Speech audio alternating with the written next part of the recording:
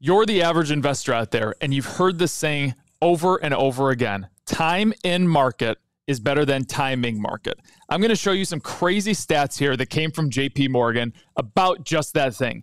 So a lot of people think, I can jump in on the highs. I can jump in on the lows. I know when the bottom is going to be. We had people like Jim Crater out there saying that July 13th was going to be the bottom of the market. Nobody knows that. If there were people that knew the bottoms and tops of the market, we would have trillionaires in this world, and we would have a lot more of them.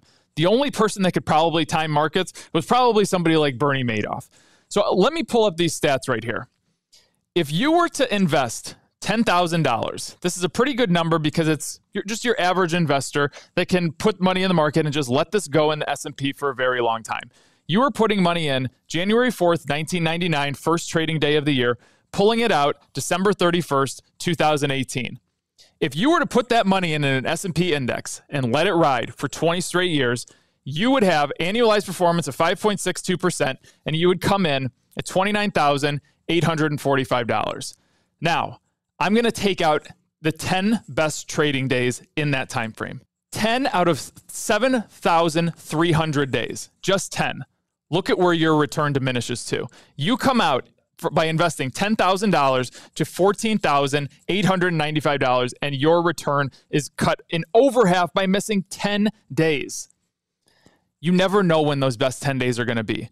You're going to have the best 10 days mixed in there. You're going to have the worst 10 days mixed in there. But remember, guys, when you draw this schematic, this is what the market does over 20 years. Sometimes you're going to be really upset buying really high. Sometimes you're going to be really happy buying really low. But over that time, you are going to stay right on this line. Now let's go again. Let's take out 20 days. Missing the best 20 days over a 20-year period. Remember, that's 7,300 days in total. You are coming in with less money than you put in. You put in $10,000, $9,359, and you have a negative return. The list goes on, missing the best 30, 40, 50, 60 days. Missing 60 days, guys. And it doesn't sound like a lot. 60 out of 7,300. $10,000 becomes $2,144. It is remarkable.